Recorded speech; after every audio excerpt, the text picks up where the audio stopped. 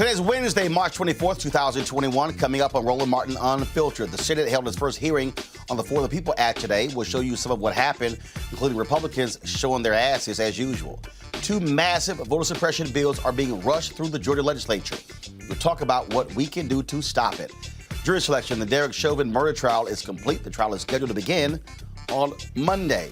And today, finally, Maryland Governor Larry Hogan signs the $577 million HBCU funding bill we've been fighting for years. And Virginia, they have voted to abolish the death penalty. We'll be joined by Lieutenant Governor Justin Fairfax. Our Black Tech segment will feature an app that helps you when you're pulled over by the police. And today's crazy-ass white woman is Cindy Hyde-Smith. We'll show you why. And what the hell was Meghan McCain talking about? Qualifications? Identity politics? Boo! You got the job on The View because your last name. Oh, I gotta break this thing down. It is time to bring the funk on Roland Martin Unfiltered. Let's go. He's got it. Whatever the biz, he's on it. Whatever it is, he's got the scoop, the fact, the find. And when it breaks, he's right on time and it's rolling. Best believe he's knowing. Putting it down from sports to news to politics. With entertainment just for kicks, he's rolling. It's on go, roll, y'all. It's Roland Martin, yeah. Rolling with Roland now. He's funk, he's fresh, he's real, the best, you know he's Roland Martin now.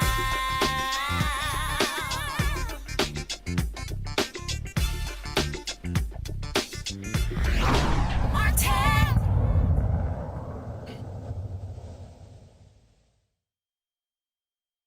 Is the focus. That was the issue today as the U.S. Senate had their first hearing for the For the People Act. It is the most significant democracy reform bill since the Voting Rights Act of 1965. Republicans, of course, are not happy at all with that particular bill. Here's what took place today. This bill is the single most dangerous bill this committee has ever considered. This bill is designed to corrupt the election process permanently, and it is a brazen and shameless power grab by Democrats. It speaks volumes that this is H.R. 1 and S1, that the number one priority of Democrats is not COVID, it's not immunizations, it's not getting people back to work, it's not getting kids back in school, it's keeping Democrats in power for 100 years. And how do they do this? They do this by instituting a bill that will promote widespread fraud and illegal voting. Under this bill, there's automatic registration of anybody if you get a driver's license, if you get a welfare payment, if you get an unemployment payment, if you attend a public university. Now, everyone knows there are millions of illegal aliens who have driver's licenses, who are getting welfare benefits, who attend public universities. This bill is designed to register every one of those illegal aliens. General Rokita, what would the impact be in state elections of automatically registering millions of illegal aliens to vote? Well, despite the cost and everything in the system, it would dilute the votes of every citizen who is supposed to be voting. So they want voter turnout. They want more people to participate, and you cannot vote in this country unless you're a United States citizen in a federal election. And the bill explicitly says if an illegal alien is registered to vote under its provisions, even though it's illegal for him to vote, that illegal alien will not be liable. So it anticipates, the Democrats here anticipate, and their desired effect is to register millions of illegal aliens. Is that correct, General Rokita? Yes. But it's not just illegal aliens. This bill is designed to get criminals to vote. A great many states across this country prohibit felons from voting. This bill strikes down all those laws. This bill says if you're a murderer, if you're a rapist, if you're a child molester, we, the Democrats, want you voting. every one of those state laws is struck down. Is that right, General Rokita? That's correct. And if they don't get their way, then they sue the state, as I referenced in my earlier answer. So apparently the Democrats have determined that if millions of illegal aliens get to vote, if millions of criminals get to vote, that will benefit Democrats because they understand that criminals and illegal aliens are much, much more likely to vote for Democrats. Is that correct? Yes.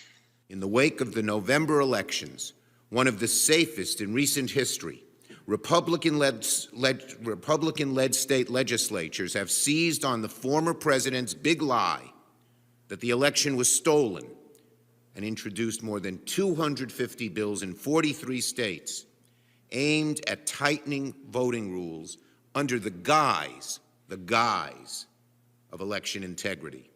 Instead of doing what you should be doing when you lose an election in a democracy, attempting to win over those voters in the next election, Republicans instead are trying to disenfranchise those voters. Shame on them.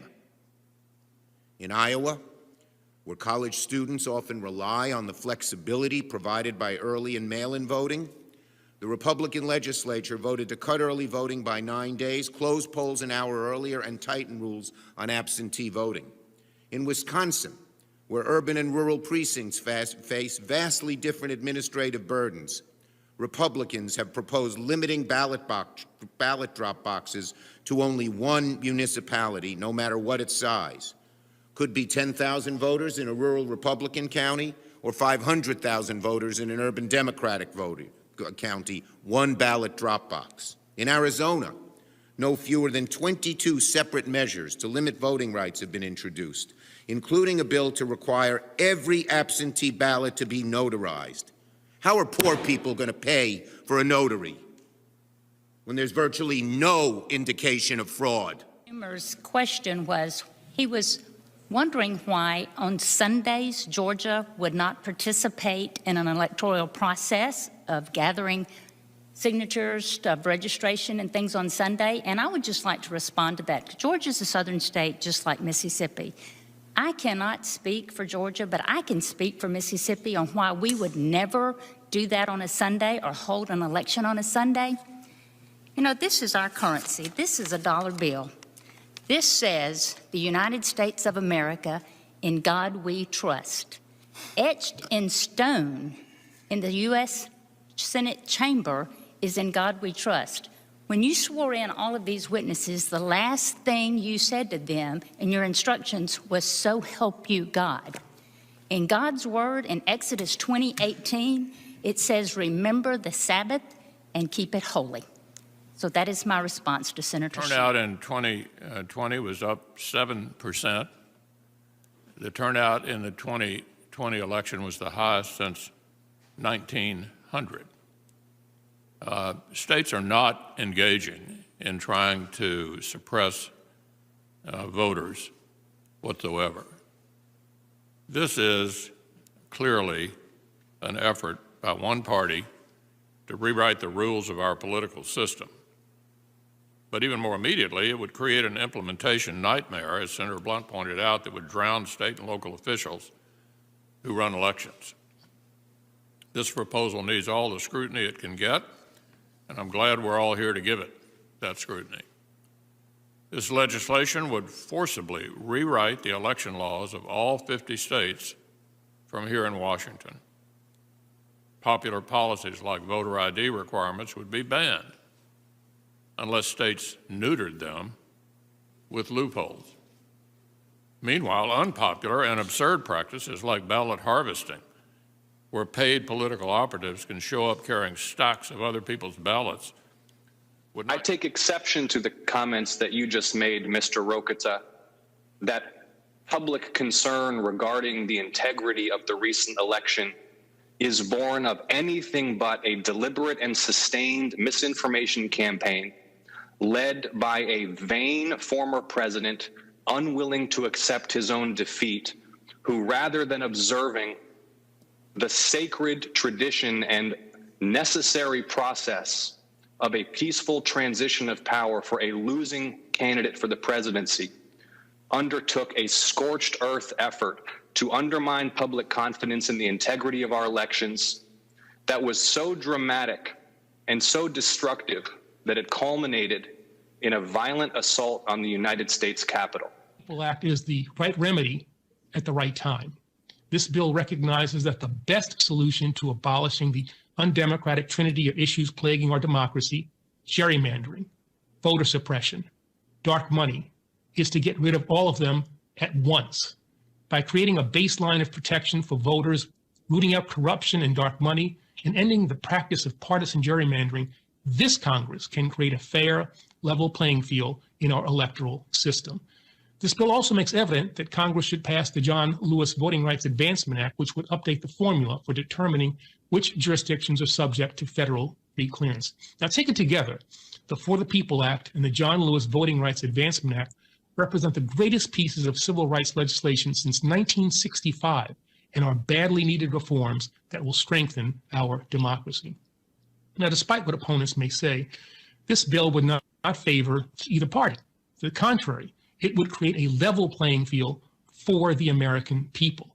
The reality is that no matter what political party you support or what policies you advocate, your voice will be stronger if politicians are required to be responsive to your needs.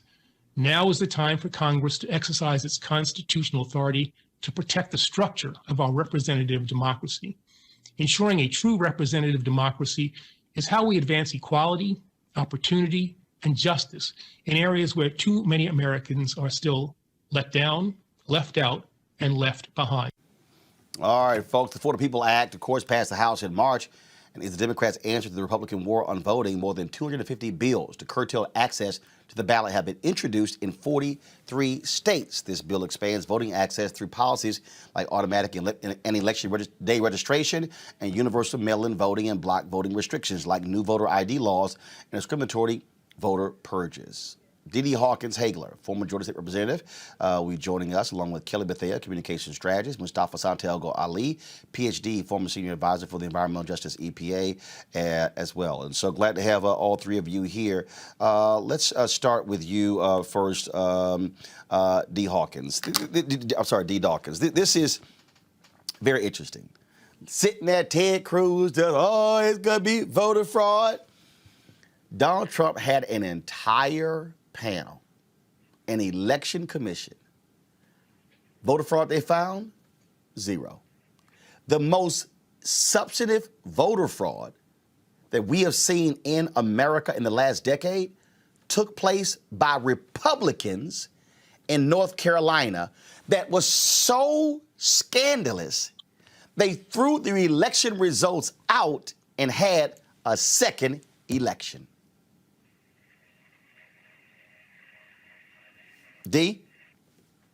Well, you're absolutely right, Roland, and thank you for having me. I mean, what they are trying to do is gaslight their constituency base. It is unfounded, all of the accusations they have made, and it is really quite pathetic what they are doing at the United States Capitol. I mean, it's very egregious. How dare they try to make it seem like we are trying to steal elections when we know. First of all, you had it in North Carolina, and then even in Georgia, between all the purging of votes and now all of these bills that they're trying to get passed in these 43 states. It is just downright disgusting.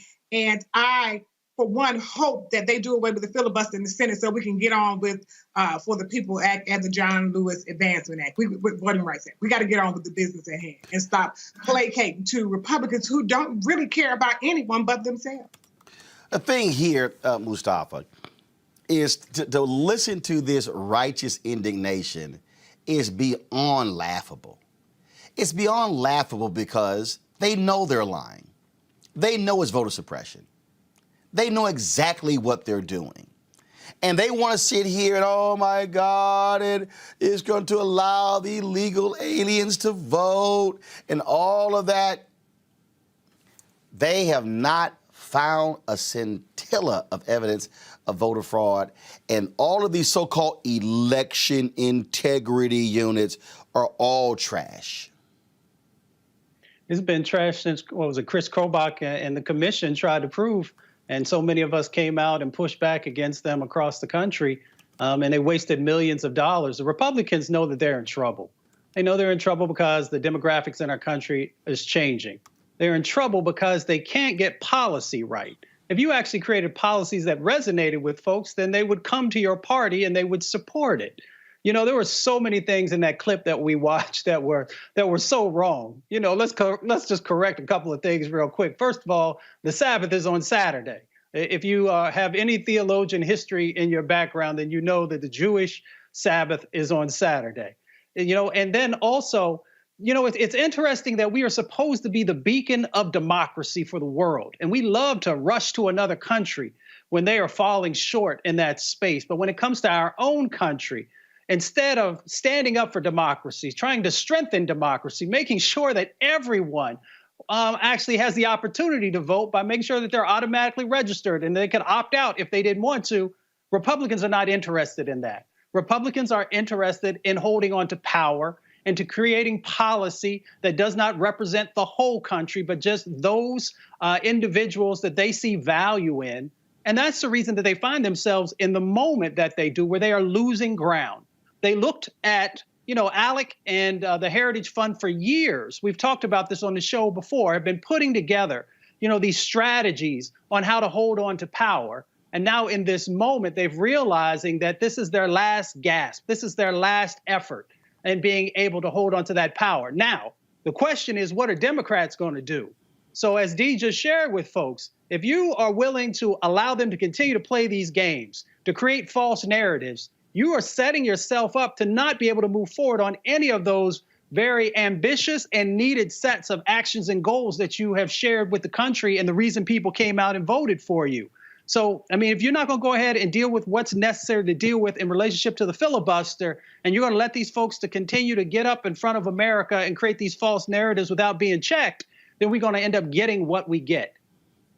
The thing here, Kelly, is that when you listen to all of these Republicans, and again, as Schumer said, yo, if y'all want to compete with ideas, but don't try to rig the process.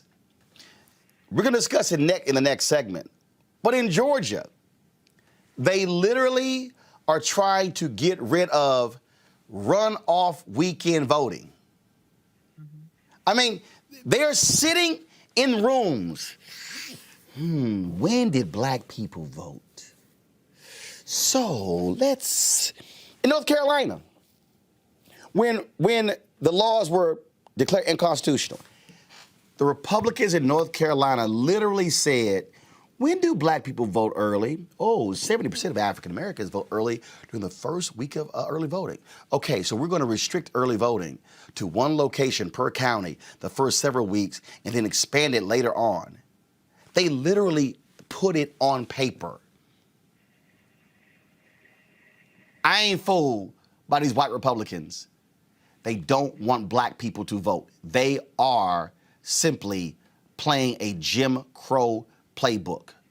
And if you're Tom Cotton or Ted Cruz and Mitch McConnell, don't call us racist, well, don't act like racist. Kelly? I mean, this entire scheme is rooted not just in racism, but in whiteness specifically. And by the examples that you just stated, it proves that, right? So for me, it's really just frustrating and expected for Ted Cruz to basically gaslight an entire meeting's worth of senators saying that, these illegal aliens are going to be voting. Everybody who's not supposed to be voting is going to be voting, as opposed to changing the policy that Republicans frankly need to do in order to win. And as I've said on your show before, Republicans have been losing this game of garnering American support for a very long time. Why? Because it's rooted in racism and whiteness. But instead of changing the players within the party, they want to change the game altogether. Because that's the only way they're going to win and preserve the whiteness that is the Republican Party at this point. So, like you said, we're going to talk about it in the next segment, but in Georgia, they're doing the same thing in Georgia. They're doing it all throughout the Bible Belt. And for anyone to say that this is not rooted in Jim Crow, I think Stacey Abrams said last week, this is Jim Crow in a suit. It's not going to outright say, let's block out Black vote. But that's exactly what it's doing. For the woman senator to outright say something along the lines of, we're not doing this on Sunday because we got to protect the Sabbath. Well, that's a crock of bull, because the Sabbath is on Saturday for many people, including white people who are Seventh Day, as well as Jewish people and other people who celebrate the Sabbath on a Saturday. But they're not talking about getting rid of it on a Saturday. They're only talking about it on Sunday because that's when a majority of Black people exercise that right. So when you look at it, it is not anything more than Jim Crow. It is not anything more than just reinstating whiteness, reinstating racism. And the Republican Party knows that, and it's on its last leg. It's up to this Senate and this Congress to take out the last leg altogether. Just so folks understand how significant this is, let's go to Georgia, where we have been focusing on these massive voter suppression bills. Senate Bill 202, House Bill 531, both being rushed through the Georgia legislature, folks. And they're trying to dance around this in terms of what it looks like. Joining me now to talk about what this will mean for voters is, again, where this is going nationally, is it Aklima Kondoker? Yes, it is. Okay, Thank you. Georgia State Director of All Voting is Local. Glad to have you on the show. Let's get right to it. Again, Republicans, they are trying to say, oh, no, we're not cutting back on early voting. But the reality is you see what they're doing. I mean, and so they're playing games here, and they're trying to keep as many people from knowing about this. They're rushing it through. No real hearings. And this is why Black Voters Matter, as we say to the business community, y'all have got to step up. That's absolutely right. There's been no transparency throughout this entire process. We haven't seen a fiscal note. We haven't seen a racial impact analysis to show that there is some thoughtfulness behind any of these bills. The only thing that we see is they are rushing through passing these bills on supposed claims of issues surrounding our elections, unsubstantiated claims with no evidence, no research, no data to make clear that there is something rooted in fact pushing these bills. We understand that since we saw turnout soar in the Black community over our runoff elections and over our general elections, this pushed and really informed a lot of the legislation that we're seeing now. We're seeing direct attacks against Black voters and direct attacks in counties where we have a majority Black community that now will suffer under these new bills. And the thing that is even more laughable from Republicans on this one, and how silly they are, is that they have no proof. All of this fraud. No, the only fraud is you lost. They literally can't handle losing. Let's go back 2016. Donald Trump lost the Iowa caucus to Ted Cruz. What did Donald Trump say? Rigged. They fell for the okie doke.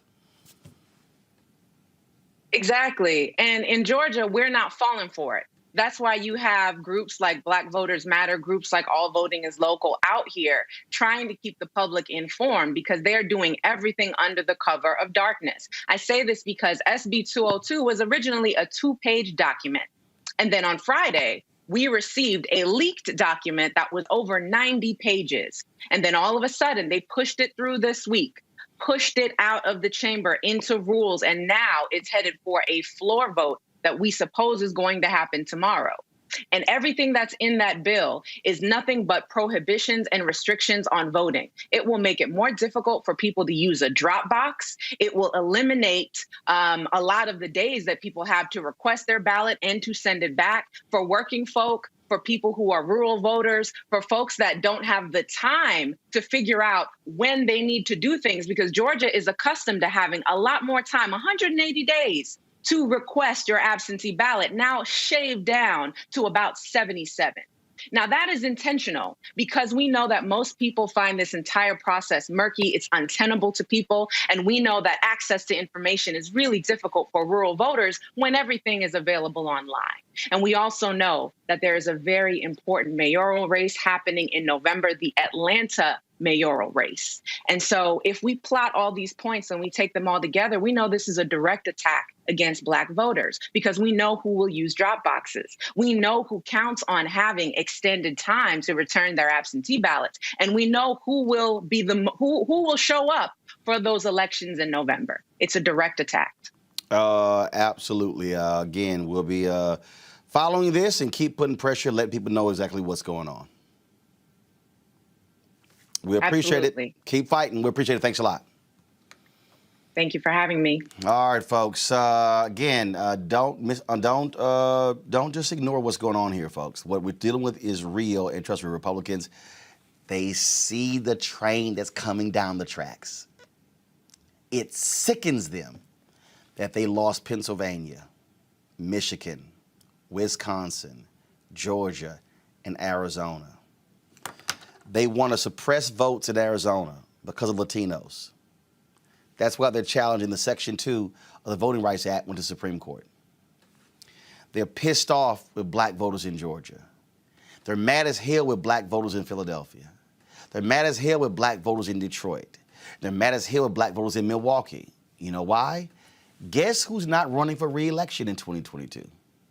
Pennsylvania Senator Pat Toomey. That's why they're trying to change even the election of the state Supreme Court, because they want to break it up into districts to do gerrymandering.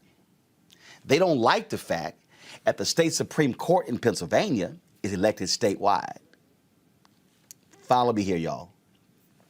If you elect the Supreme Court justices statewide, that means all voters count. That means you cannot have these hardcore Republican conservative enclaves that will guarantee them seats on the state Supreme Court.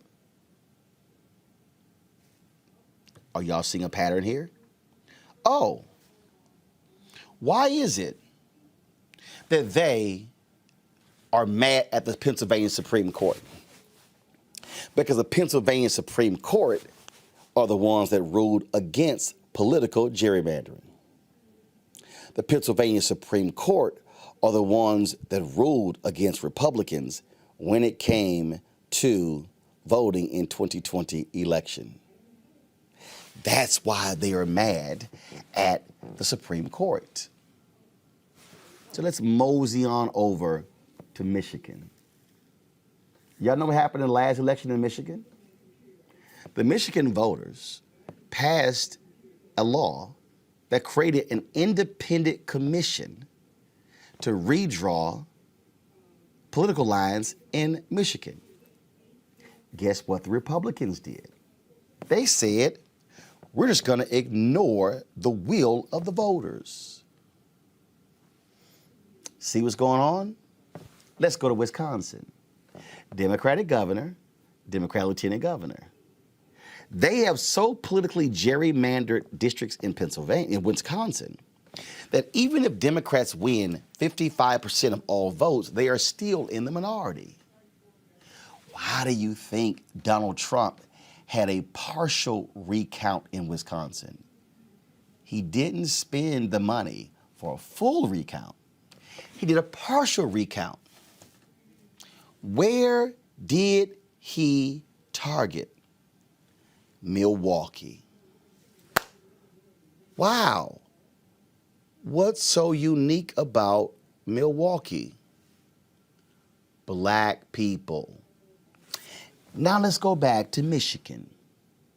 In Michigan, do y'all remember when the election person said, let's count all of the votes in Michigan except Detroit? What is it about Detroit? Something don't smell right. What? Oh, black people.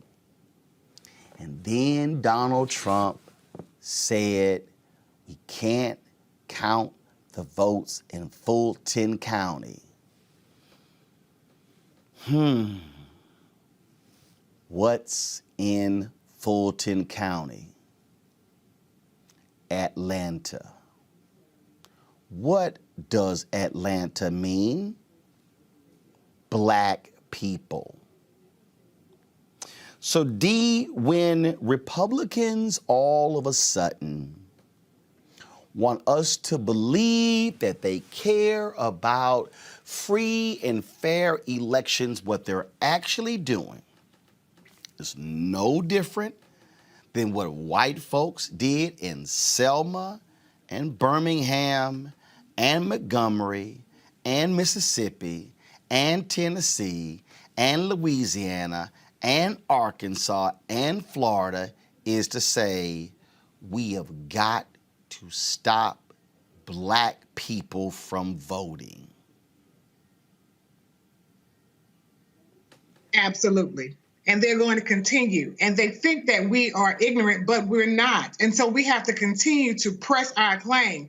And they didn't just start this this year or last year trying to suppress the vote. They have been doing this since the beginning of time, and especially over the last 10 years, as they saw that the demographics have been changing in a lot of these places. And so with the redistricting, we saw this in 2001.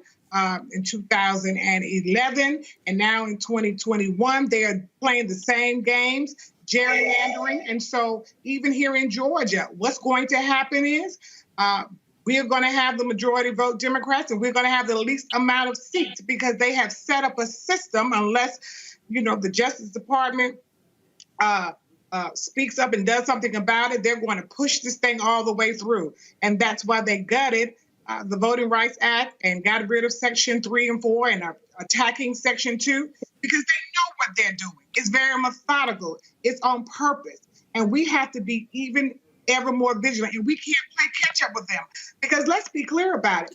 The whole absentee ballot game, the Republicans created that and they used it to their benefit. But once we understood what was happening, we turned around, used it for our benefit, and now they're moving the goalposts. That's what they do every time Black people try to understand the tricks that they're playing, and we use it to our benefit. They change the rules of the game. And so we've got to be even more vigilant and be more offensive instead of defensive as well, because this is some crazy stuff that's going on right now. Next, they'll be giving us poll taxes and literacy tests again, or asking us how many bubbles are in a bar of soap. That's the trajectory of where this is heading right now. Well, actually, Mustafa, when you begin to require people to spend money just to be able to vote, when you put it in the law that they must get a notary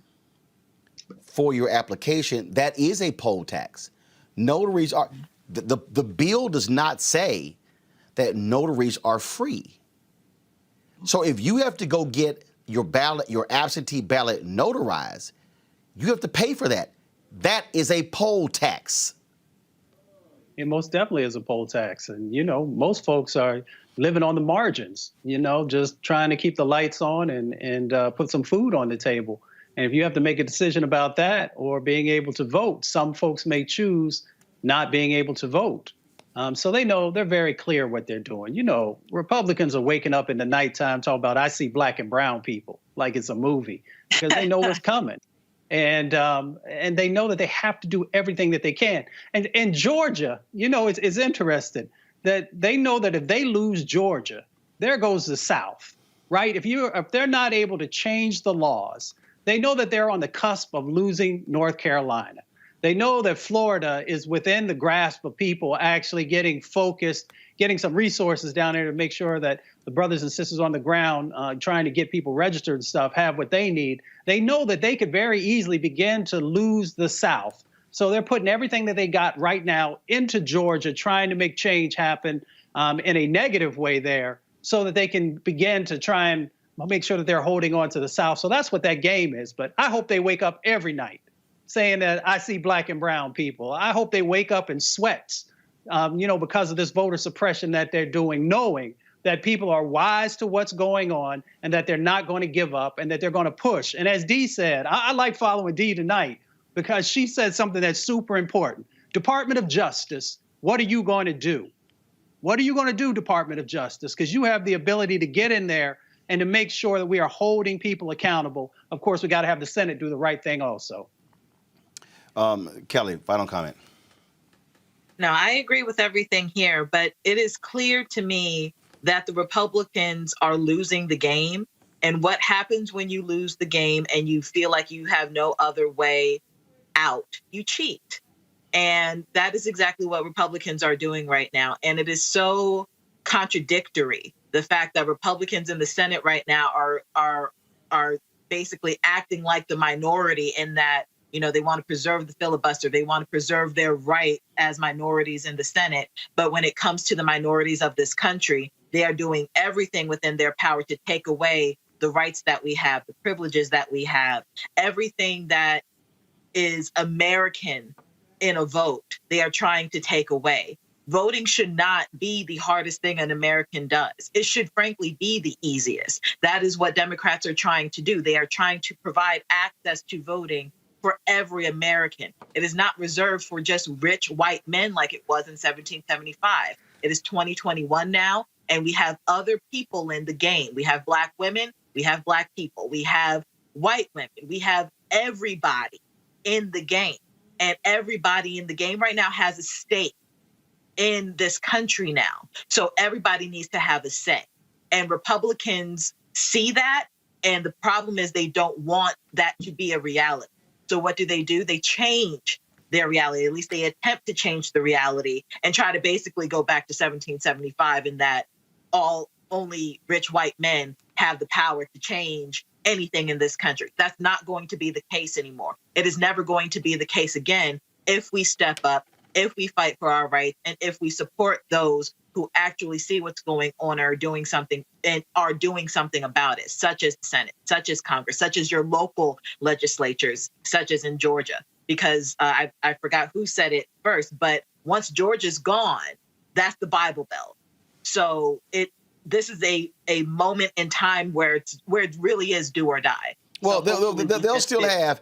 I mean, reality is, yeah, they're afraid of North Carolina becoming like to some degree like Virginia, even though Virginia is all blue. That's not going to happen there. But what they're afraid of, if Democrats are able to consistently win Virginia, North Carolina, and Georgia, they have to lock the South. Mm-hmm. The only way they win is if they lock the South. What that does is that creates the opportunity for Democrats to win other states. That's what they are afraid of. And so, folks, we're going to keep pressing this issue. Got to go to a break when we come back. Maryland finally steps up and ends this long battle that HBCUs have been having there. When the governor signed a $577 million bill, we will explain that victory next on Roland Martin Unfiltered.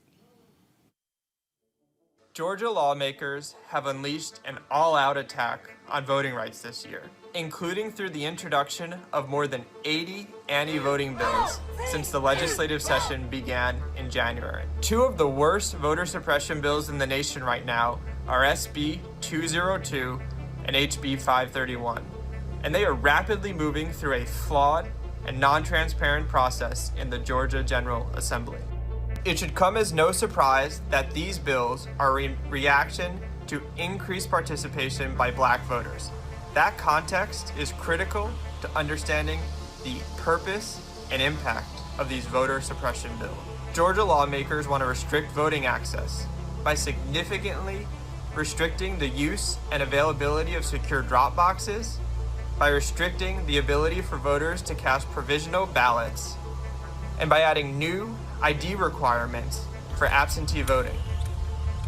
They're also seeking to allow for unlimited voter challenges, which is particularly troublesome given that just this past January 2020 runoff, tens of thousands of Georgia voters were subjected to baseless, untimely, and potentially discriminatory voter challenges. Georgia lawmakers want to criminalize people for giving out free food and water to voters who are standing in extremely long lines. It can last anywhere from 2 to 5 to even 10 hours. The NAACP Legal Defense Fund is in partnership with a coalition of on-the-ground partners, including Black Voters Matter, All Voting is Local, and fair fight to push back on SB 202 and HB 531. If you live in Georgia, please call the Georgia General Assembly line and ask to be connected to your representative. Tell them to vote against SB 202 and against HB 531. If you live outside of Georgia, you can still help by contacting your U.S. senators and asking them to support H.R. 1, the For the People Act. Please call your elected officials today and join us in the fight to protect voting rights. Hi, I'm Gavin Houston. Hey, what's up, y'all? It's your boy Jacob Lattimore, and you're now watching Roland Martin right now. For years, HBCU advocates in Maryland have been fighting that state to secure proper funding for the schools. In the original lawsuit, they contend that the state of Maryland allowed HBCUs to create specialty programs that were attracting white students. They have then allowed the predominantly white institutions to duplicate those programs at their institutions, which then drew those white students and black students away from HBCUs to those predominantly white institutions. That was the basis of the lawsuit. This has been going on, y'all, for 15 years. Last session, they passed the bill. Governor vetoed it, while letting the bill go through to rebuild the racetrack in Baltimore. Well, today, after the legislature again passed the bill, led by the Maryland Black Caucus, Governor Larry Hogan signed the measure into law, providing $577 million over a decade to the state's 4 HBCUs. This is Governor Hogan. I want to thank all the presidents of our HBCUs for joining us today for this important occasion. Especially pleased to be here with Senate President Bill Ferguson and Speaker Adrian Jones. I'm happy to have the Lieutenant Governor here with us today and a number of our distinguished legislators.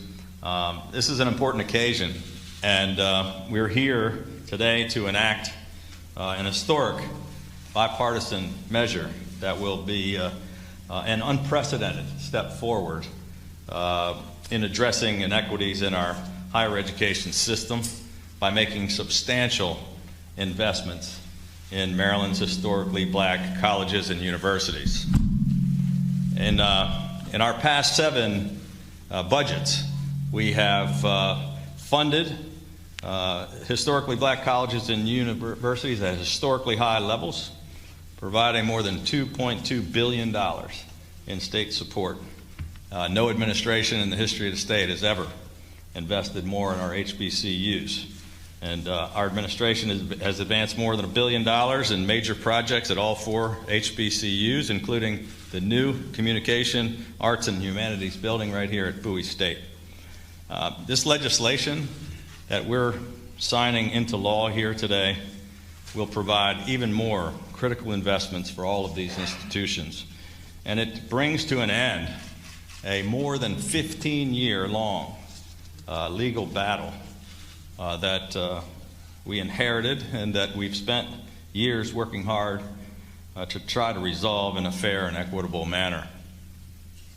With our economy recovering and our much improved fiscal situation, I'm very pleased that we are now able to take this historic action.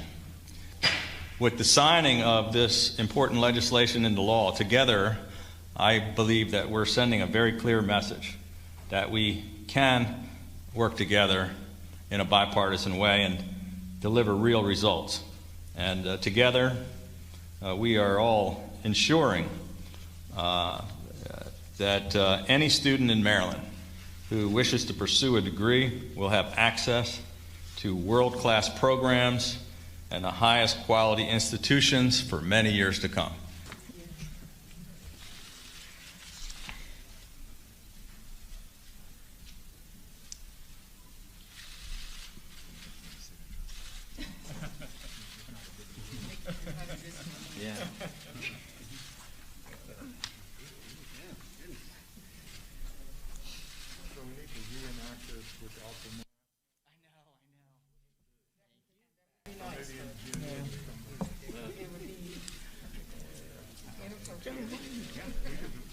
Unless the governor tells us so.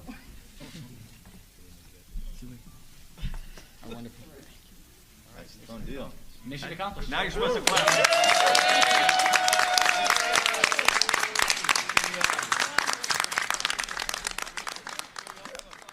Joining me now, Delegate Charles Sitnor of Baltimore County, as well as Dr. Anthony Jenkins, president of Coppin State University, and Dr. Heidi Anderson, president of the University of Maryland Eastern Shore. Glad to have all of you here. Delegate Sitnor, I want to start with you. First of all, we've had Democrats and Republican governors who have not done right by HBCUs. Maryland fought this lawsuit consistently. They did not want to pay the money during the trial. One particular expert said that really it should have been $2 billion that was granted to these institutions over what they were asking for. And that was at one point when the Governor Larry Hogan, was it 100 or 200 million, where he said, that's it, I'm not doing anything more. That is my red line. What was the number? It was 200. It was 200 million. The four institutions were supposed to share over a 10-year period. Dude, really? That was not significant. But the Black Caucus used that power to say no. And look, we were there in Annapolis, held a rally there. I have discussed this on my TV One show, on this show, the Lawyers Committee for Civil Rights Under Law. Folks have been out here. This was important to ensure the dollars went to HBCUs who did the right thing, but they were screwed by the state in these predominantly white institutions. No, and again, look, thank you for having us on this evening and covering this important event. You're right. This is historic. It's something that has never happened before, and we're extremely grateful that we were able to get to this point through both houses and to get it to the governor as early as we did, so that if he had decided not to sign it, we were fully ready to override the veto. But we're thankful I believe he did the right thing. He explained why he felt that he was able to sign it. It is now the law of Maryland. So our next look is to make certain that our Attorney General and the plaintiffs sign this settlement agreement so that, prior to, I believe it's June 1st, so that we can get these schools their just due. This is important, and just so everybody understand, because y'all are employees of the state, and that is to Dr. Jenkins and Dr. Anderson, y'all are not involved in this in terms of weighing in either way. But I'm quite sure, Dr. Anderson, that you were happy to see people standing up fighting on behalf of Maryland's 4 HBCUs. Definitely, Roland. I think that's very critical. And it's not just people. We've had 15 years of individuals standing up fighting for this. Former students, former faculty, former administrators, former legislators, senators, delegates, a number of individuals have worked very, very hard to bring us to this point. And I think Dr. Jenkins would agree with me, with both of us being the 2 new presidents here in coming to these particular schools. We stand on their shoulders. They did a lot of the hard work. And it's kind of like running a race. They were carrying the baton and they carried it to this particular point. And now it's our job to carry it forward and make sure we continue to sustain these institutions. Dr. Jenkins, on that particular point, what people who did not follow this lawsuit didn't quite understand, HBCUs got creative. They literally created programs that would attract students that nobody else was doing and were successful at it. And then the predominantly white institutions said, we like that. We're going to duplicate those programs. And look, it's no knock on your institution, Coppin State. It's no knock on University of Maryland Eastern Shore or Bowie State or Morgan State. But the reality is, when an individual goes, well, wait a minute, if I could get my degree from the University of Maryland and I could go to this larger campus and look at all the amenities and things along those lines, I'm going to blow past the HBCUs. The HBCUs created a way to be competitive, and the state allowed these institutions to essentially steal the creative programming and steal those students. That's what this money is rectifying. Yeah, Roland, listen, you're absolutely correct. And I want to thank you for having us. I want to thank Senator Signor for his work and his efforts, as well as, the entire Maryland General Assembly. And I want to thank the governor for signing this. I think that, today we got it right. Maryland is on the right side of history. The governor is on the right side of history. And, we can debate about what got us here or what took so long. We are here now. And I think your point is a very poignant one. It is no secret that HBCUs have been innovative for centuries. And we have been doing great things and educating students that our historically white institution partners would not have admitted into their doors. And so when you take an institution like Coppin on our very diverse, dynamic campus, we have students who are the first in their family to go to college, and maybe they didn't come from the best backdrop. But what we do with those students is we provide the right wraparound support services. And on the same campus, we also have students who are the valedictorians of their high school. And we take both those students and we transform them into scholars. To your point, when you have larger institutions who are better funded, better resources, better amenities, and better scholarship packages, they can lure those students away from the HBCUs. It's not a referendum on the HBCU from the student or their parents' perspective, but clearly, if you can receive more institutional aid and have to borrow less, if the brick and mortar facilities that you are in are world-class, state-of-the-art, students and parents vote with their feet. Now, over the last decade or so, Coppin State, UMES, Bowie, Morgan, we have been able to make inroads in those areas, but we still are not brick and mortar, building for building, pound for pound with our historically white institution partners. And so your point, I think, is a very important one, and it's one that we have to continue to look at. The academic programs, very quickly, that we offer at our institution, for it to be duplicated elsewhere, and scholarship dollars that we can't compete with comes with that. To me, that is a no-brainer. Students are simply going to move from either my institutions, our institutions, and move over to our historically white institution counterparts. And so this settlement allows us to push back on that sum. This is a wonderful start, but it still has not positioned us to make up for the decades of underfunding and so forth that institutions like Coppin State University has endured. But what we were given through the signing of this piece of legislation allows us to expand our academic enterprise, offer more student scholarships up front, hire more faculty, better train our faculty. And those are things that are important that ultimately impact retention and graduation rates. Just so folks need to understand, if the HBCUs had taken that offer from Governor Larry Hogan, a delegate Sitnor, they would have gotten about $4 million a year each. This deal gets them 3 times that amount. Right. That's why the Black Caucus and the lawyers were saying, no, we're not going to accept that small money. And last year, y'all got it passed. The governor then vetoed it.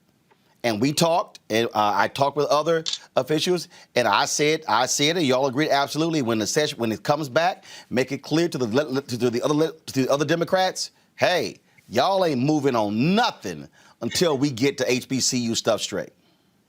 And I'm grateful we didn't even have to go there, because from the very get-go, it was made clear from the House as well as my Senate president that this is going to be a priority for both houses. So there was no questioning.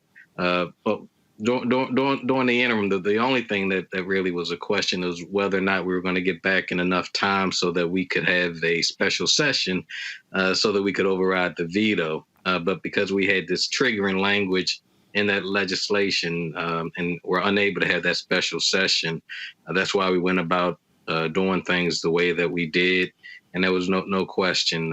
And really, like I said, over in the Senate, it came out unanimous. And so the president's all right. This signing of this bill is going to make certain that our institutions have a new programming that other schools don't have. And it's going to attract the students. It's going to have the money to make certain that those students have the type of financial aid that they need, and as well as money for faculty. And those are the kinds of things that make universities attractive.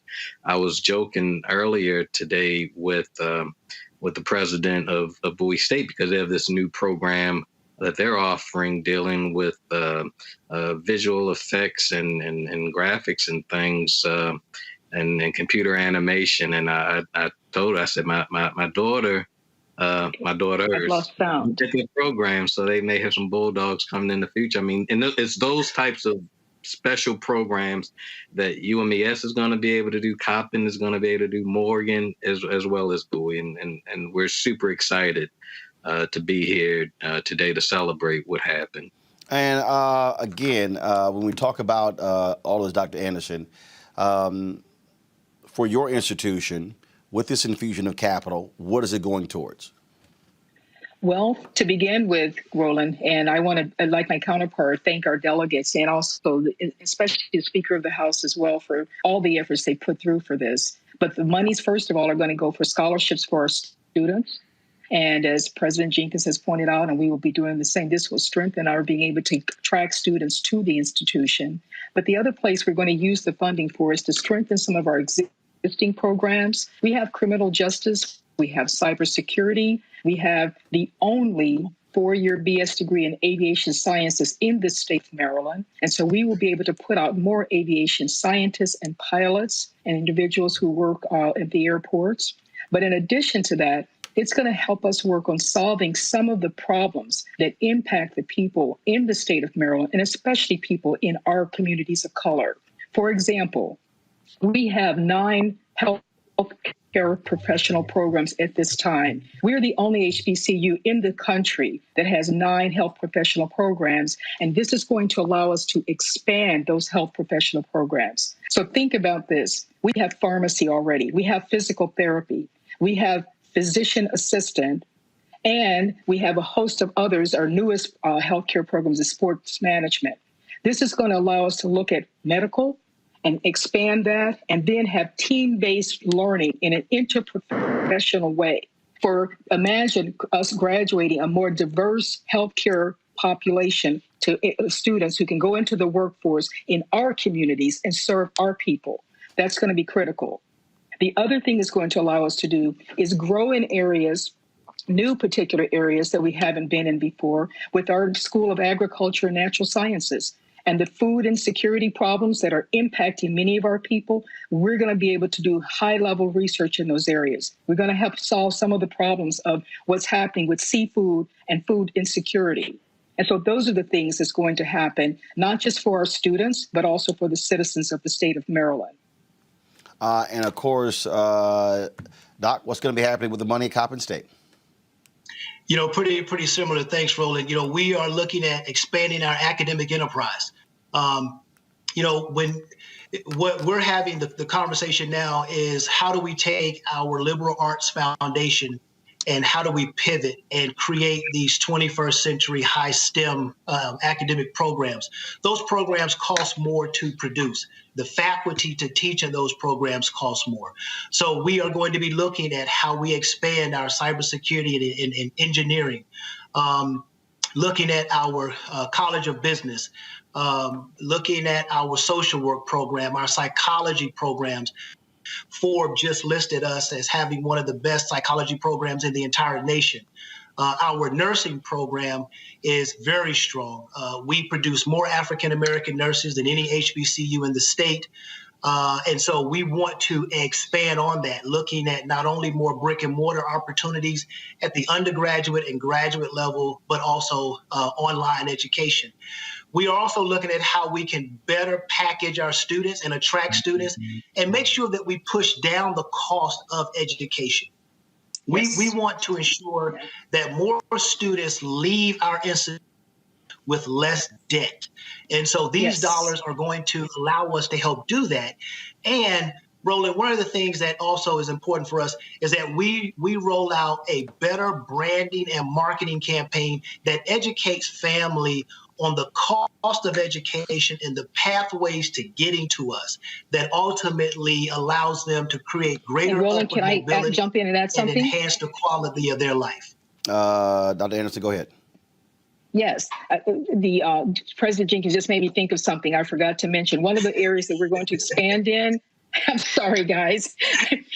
We've been talking about and exploring having another veterinary science program at our university. And think about that. It's only one other veterinary science medicine program in an HBCU in the country, and that's at Tuskegee. This will do great wonders for our farmers here. But the other thing I wanted to add is our partnerships that we're creating from high school through community college to students at UMES, that's going to shorten the time to degree for those students. And look, we're looking at students of color coming from that particular pathway all the way through UMES and getting out of the workforce a lot quicker. Sorry to interrupt you there, President Jenkins. No, listen, that's great. Listen, at the end of the day, Roland, what this does is it strengthens the opportunity for us to educate more Black and brown people. We can, we already know that we have quality institutions and that we provide a high quality education that can attract any student. But access and opportunity, lifting that bottom quartile. If our city and state is going to grow and continue to prosper, it is that bottom quartile that all of our institutions, historically white and historically Black, have to make sure we are creating pathways for. In this country, if you come from a household of $30,000 or less, you have a 1 in 10 chance of earning a college education. I have families on the west side of Baltimore, where I'm located, that make less than $30,000 a year. So what do we say to those people? You don't deserve an opportunity for upward mobility? Well, that's nonsense. These dollars will allow us to help create those pathways so that we can educate more Marylanders so they can add to an educated citizenry and impact positively the economic prosperity of our state. So this is just bigger than Coppin. This is bigger than Morgan. It's bigger than Bowie. It's bigger than UMES. This is about our state doing the right thing and doubling down on making sure that we educate more of our citizens and we create opportunities for them to have jobs in Baltimore City, on the eastern shore of Maryland, and in Bowie, Maryland, Prince George County, and throughout the state. So I am pleased that we have taken this huge step in the right direction, and we're going to put our foot on the gas and keep it on the gas. And as we continue to prove that we can make a significant difference with these dollars, we're going to come back to our state legislature and ask for some more. All right, then. Folks, as always, you always ask for more. I certainly appreciate it. Thank you so very much. Thank you, Roland. Take care and be well. Roland, thank you. And we want to invite you over to UMES when you get a chance. Hey, look, all I'm going to say is we haven't had you over here, so I know. All I'm saying is I did the Bowie State commencement. I did the Morgan State commencement. One of those years that I've been here has been all in COVID. You weren't going to come in COVID. I know. Y'all got the golf program down there at University of Maryland Eastern Shores. I've been playing golf for 34 years. Let a brother know. Let's get on the course. How about that? That ain't a problem. Hey. All right. On my end either. So we owe you. I want to make certain that I say thank you again for raising this issue and putting this out in front of this entire country. You didn't have to do it. You didn't have to come out last year to that rally. So it is I'm extremely appreciative of your efforts in amplifying what was happening here in Maryland. And I appreciate your brotherhood. Well, I said at that rally, when I reached out to a bunch of civil rights folks, I said, my philosophy is the same one my man Denzel when he played Frank Lucas in American Gangster. I'm going to get that money. And so congratulations on y'all getting that money. You. I want to thank our Black Caucus delegates again, and also the senator and the speaker. Thank you so much. All right, y'all take care. Look forward to seeing you. Thank you. Take care. Be well. All right, then. Thanks a lot. Thank you. Folks, Thank you. Bye-bye. Thank you. Jury selection is complete in the murder trial of former Minneapolis police officer Dick Chauvin. It took about 2 weeks to select the jury. Opening statements are scheduled to begin on Monday. The court chose 15 jurors. 12 will sit on the jury, and 2 will be alternates. The final person chosen on Tuesday. An accountant will be dismissed next week if the other 14 show up. Here's the judge confirming the selection. All right, we have 15. Obviously, just to reiterate, 14 will be seated. That's all we have room for. We could seat 15 if we had room, but 15th juror, as the last chosen, will be excused on Monday if the other 14. The whole point of this 15th juror was to make sure that we have 14 people show up on Monday. Nevertheless, I'm still not going to release the jury pool until the jury is sworn, on the off chance that we still have to pick some alternates. But I'm hopeful that since it's only a few days, that we'll have 14 people show up, and those 14 will be seated and sworn, and we'll proceed with opening statements at that time. Anything else for the record from the state? No, thank you, Your Honor. No, Your Honor. All right, we are in recess until Monday, March 29th at 9 a.m. Thank you. All right, folks, and we, of course, we'll be live streaming that trial right here on Roland Martin Unfiltered. When we come back, I'll chat with Kelly and Dee about. I'm really getting a little tired of white women with no qualifications trying to talk about qualifications for jobs. Wait until I show y'all what Meghan McCain said today on The View. That's next on Roland Martin Unfiltered. I believe that it's movement time again. In America today, the economy is not working for working people. The poor and the needy are being abused. You are the victims of power, and this is the abuse of economic power. I'm 23 years old. I work 3 jobs. Work 7 days a week. No days off. They're paying people pennies on the dollar compared to what they profit, and it is time for this to end. Essential workers have been showing up to work, feeding us, caring for us, delivering goods to us throughout this entire pandemic, and they've been doing it on a measly $7.25 minimum wage. The highest check I ever got was literally $291. I can't take it no more. You know, the fight for 15 is a lot more than about $15 an hour. This is about a fight for your dignity. We have got to recognize that working people deserve livable wages. And it's long past time for this nation to go to 15 so that moms and dads don't have to choose between asthma inhalers and rent. I'm halfway homeless.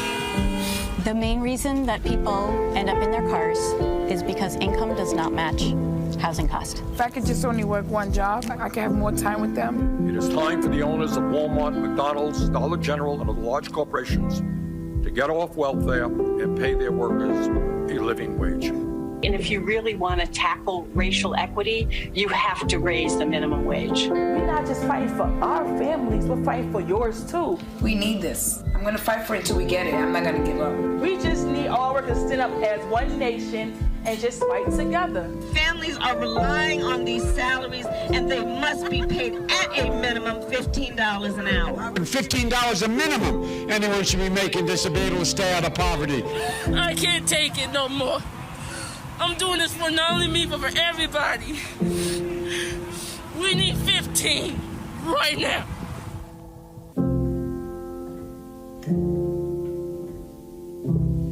Yo, what's up? This your boy Ice Cube. What's up? I'm Lance Gross, and you're watching Roland Martin Unfiltered.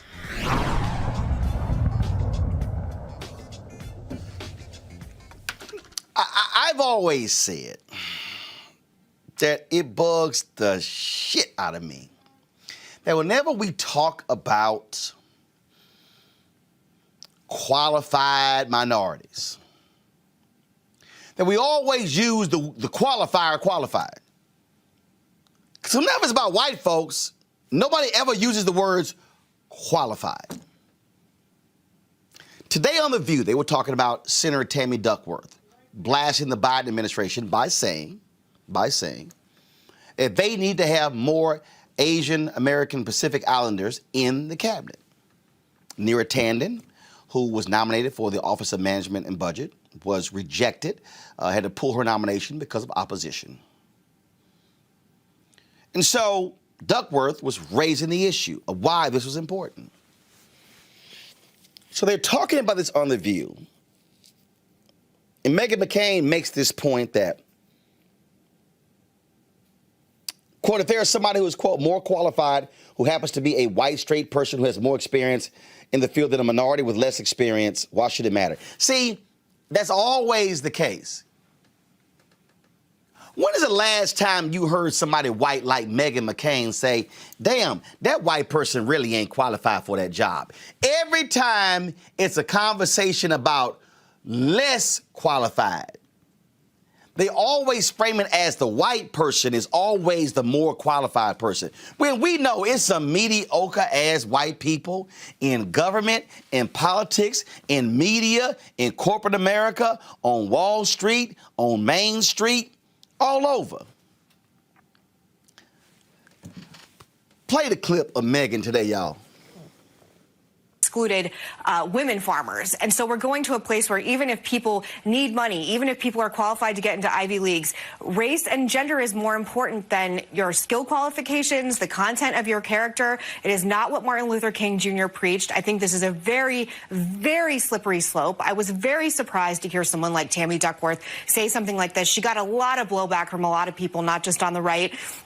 And I think this is actually just the natural progression of identity politics. And I will say, just to put a cap on this, The View is 25 years old next year. We've only had one Asian American co-host this show. So does that mean that one of us should be leaving at some point because there's not enough representation?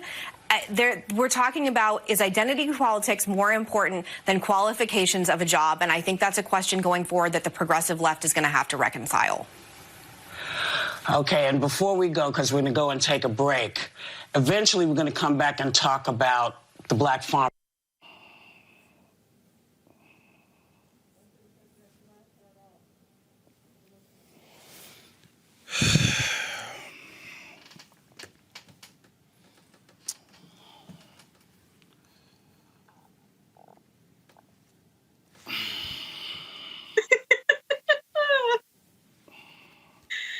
Yep. Let me deal with what you just heard from one of the most white, privileged women in America. I know Meghan McCain. I've been on her shows. When I was at CNN, she came on when I was guest hosting. She said she really liked my work. She follows me on Twitter. I follow her on Twitter. But let's just be real clear. The only reason Meghan McCain is on The View, the only reason she was a Fox contributor, the only reason before that she was at MSNBC, the only reason before that she had a syndicated radio show, the only reason before that she had a show on another cable network is because her last name is McCain. And that her daddy is Senator John McCain. That's it. There is nothing, zero zilch, in Meghan McCain's resume that suggests that she has been qualified for any of these jobs. Again, any of them. Not one. I very rarely pull up Wikipedia. Go to my computer. Meghan Marguerite McCain is an American conservative, is an American conservative columnist, author, and television personality. She has worked for ABC News, Fox News, and MSNBC. It says the daughter of politician John McCain and businesswoman Cindy McCain. She has been a public figure. Give me 1 second. There we go. She's been a public figure for much of her life, first appearing at the 1996 Republican National Convention. She had a blog in 2007. She was a contributing writer for the Daily Beast, co-host on Outnumbered on Fox. Early life. Y'all, do y'all see this? This is her early life. After high school, she attended Columbia University, earned a bachelor's degree in art history in 2007. Originally planned to become a music journalist and intern at Newsweek and Saturday Night Live. Y'all, that is the extent of Megan's career. She wrote a blog and then began writing for the Daily Beast. Signed a 6-figure book deal. All this experience I'm looking at right here. Wrote a campaign memoir, Dirty Sexy Politics. Okay. Then all of a sudden, TV career. Had a talk show on Pivot, Startup Cable Network. Analyst on MSNBC. Fox News, then The View. Megan, you are the epitome of a white woman who has used identity politics and your daddy's name to get major media jobs. And Megan, I can guarantee you that there are numerous black people, black women, numerous Latinas, numerous Asian women with far deeper resumes than you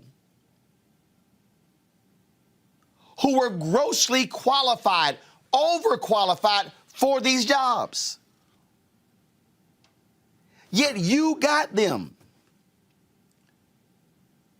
And then when you remark about identity politics, as if white identity politics has not led to jobs, how many people have been co-hosts on The View who were grossly unqualified, yet got there because of their name? Your girl, Abby Huntsman. I knew Abby at CNN. All the white bosses, oh my God, Abby is one of them. She's cute, she's gorgeous. Abby was not smart. And Abby went from CNN to a talk show host at MSNBC, went from MSNBC to Fox News, where Roger Ailes was quoted as saying, "We're going to teach her how to be a correspondent." I ain't never heard a white media executive say, "I think we're going to teach this black woman how to do TV." And went from that to the co-host of Fox and Friends on the weekends and parlayed that into The View. Them Bush girls who got hired over at the Today Show, grossly unqualified. Chelsea Clinton wasn't qualified to have her TV job. So please, Megan, if we're going to have this conversation about qualified, at least have the decency, Megan, to just say, hey, I'm a white woman who's gotten hooked up my whole life because of my daddy. I just want you to be honest. Because I can guarantee you, if that was a privileged black person, I'd say the same thing. And the same thing was said about Luke Russert. Luke is a great guy, But everybody knew Luke Russert only got the job at MSNBC because of his daddy. He had not put the time in to become a national correspondent. Why are we playing games here? Before I go to Kelly and Dee, let me add this. There have been some black people who have been saying that Alexi McCammond, who had to resign as the editor-in-chief of Teen Vote, that she wasn't ready for the job. But Jeff Zucker at 25 became executive producer of the Today Show. Mark Shapiro, in his 20s, became a high-ranking executive at ESPN. See, I always find it interesting. Y'all ever find it interesting that whenever we talk about young white people who have become high-ranking executives, don't nobody bring up their resume. Nobody bring up qualifications. The word qualified don't even come up. Yet when you young and black, first of all, very few black people have gotten a shot that Alexi did at 27. See, we got to wait till we 35, 40, 45, 50, 55 before we finally get the shot. The new head coach of the Houston Texans is 65. You got white guys running around at 34 or 35 getting NFL head jobs. He had to wait till he's 65. So Megan, please, if you want to talk about identity politics, you had better include white women in that category and white men in that category, because this black man has seen for far too long a whole bunch of mediocre-ass white people get high-paying jobs and saluted and given awards, and they got the job because they are white. Dee? Well, damn, you just said it all for us. I mean, you just hit the nail with the hammer, because let me tell you something, bro.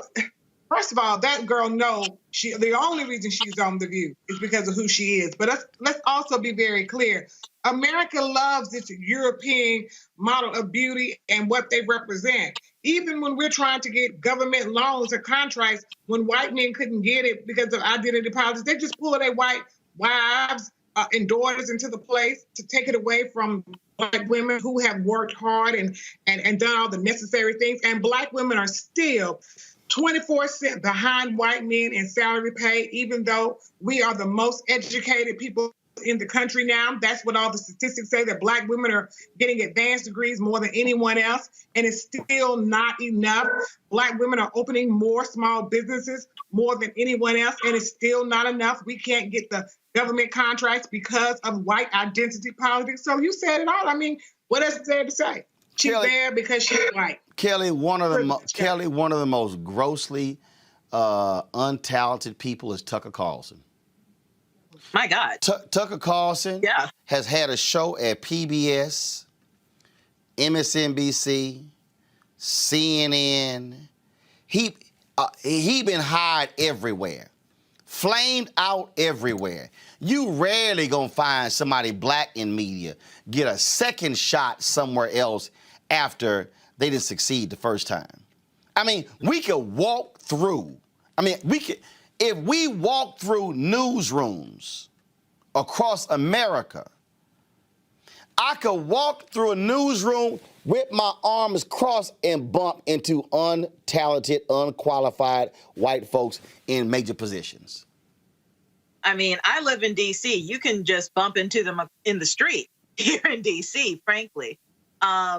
It is beyond insulting, but also expected for someone like Meghan McCain to actually think that she's qualified to do something such as being a host on The View.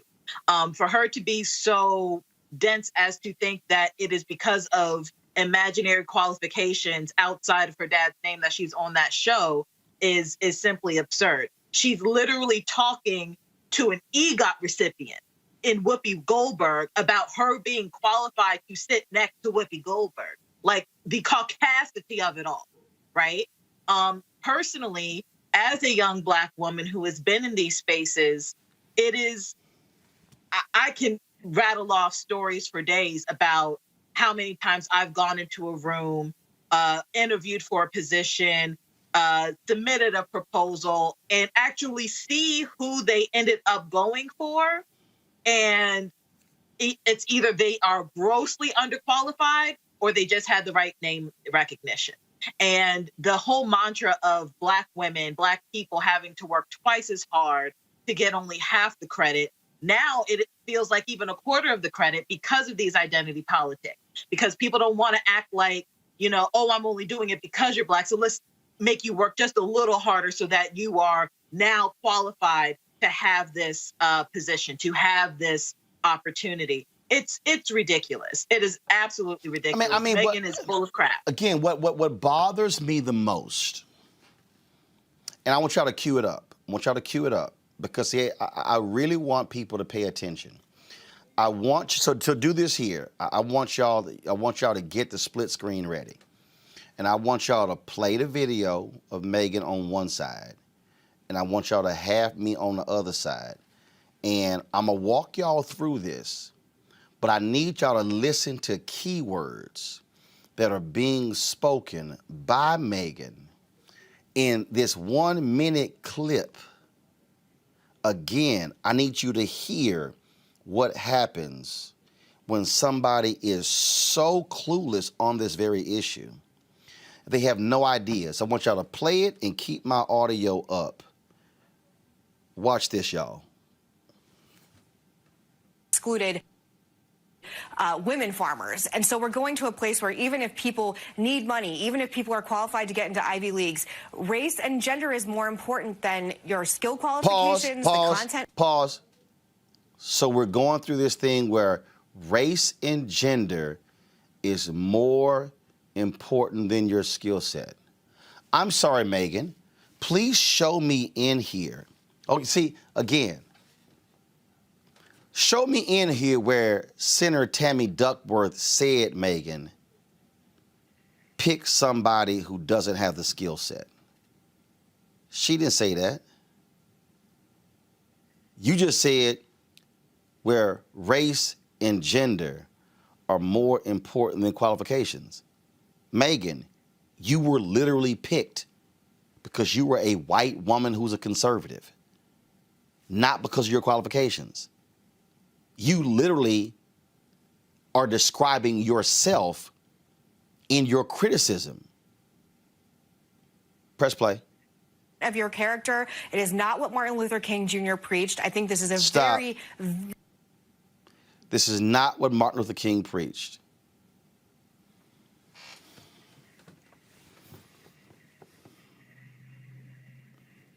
So all of a sudden, we now want to have a conversation on what Martin Luther King preached.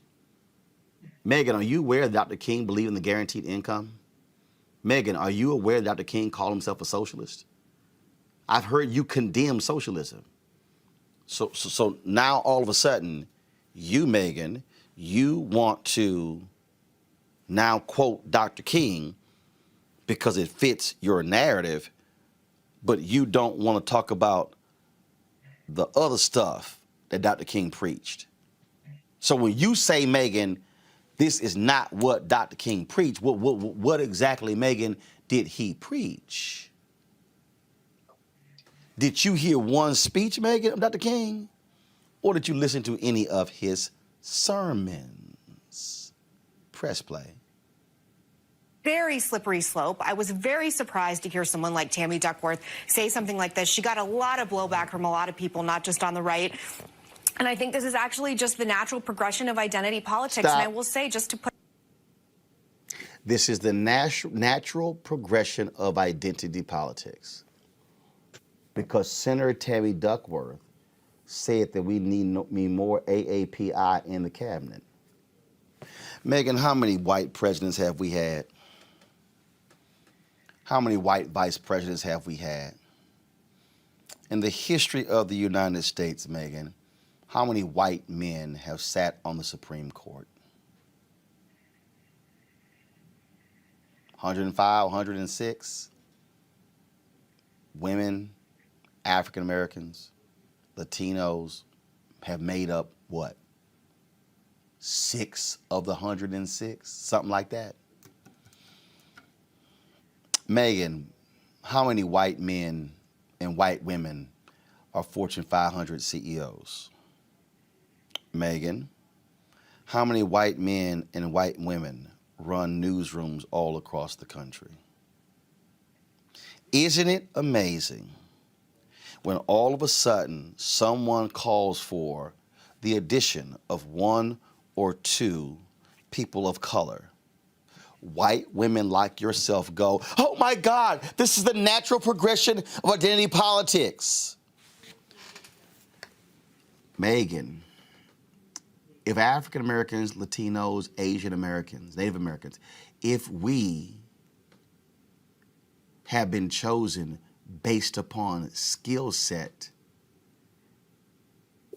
I can guarantee you, Megan, I can guarantee you there would be a hell of a lot more people of color in these positions because whiteness would not be the determinant based upon the person who's hiring.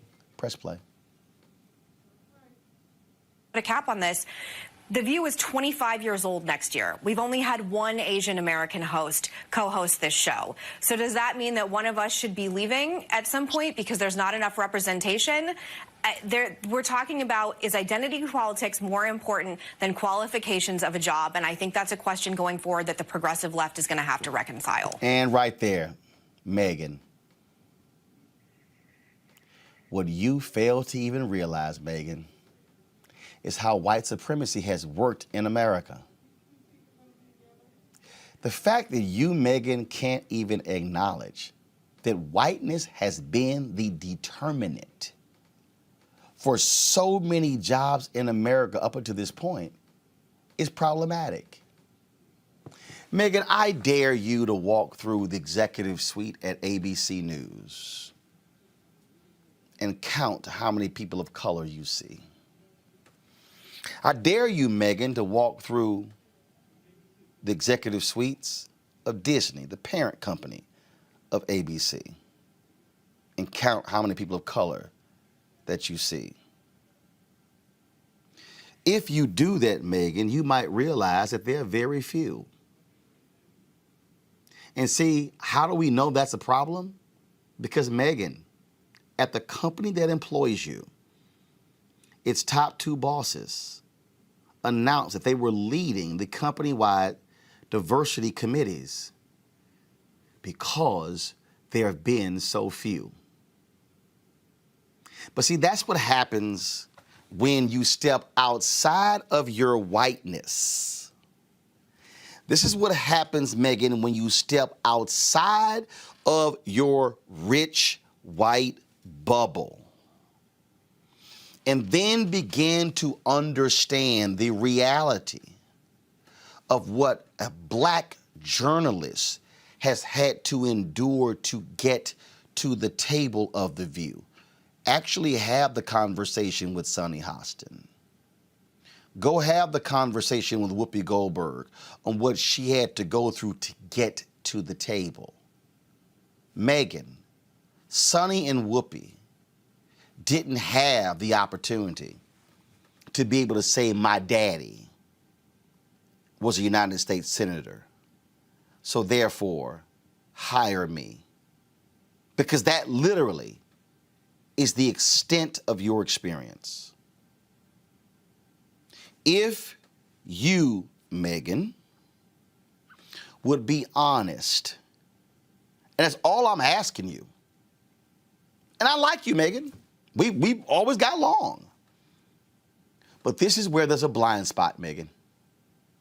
It's a blind spot because you just went on national television railing against identity politics and saying it's going to be problematic for the left as if there's no identity politics that's on the right. Whiteness and white privilege is real, Megan.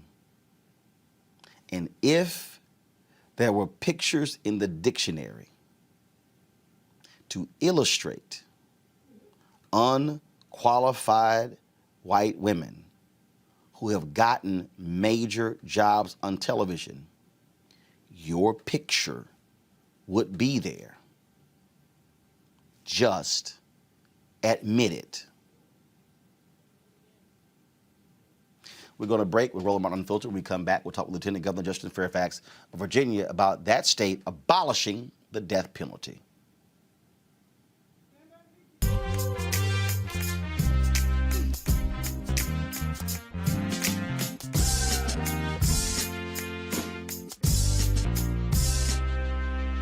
Who needs a little love today?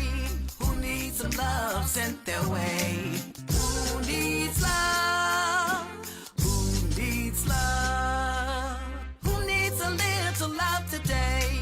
Who needs some love sent their way? Who needs love? Who needs love?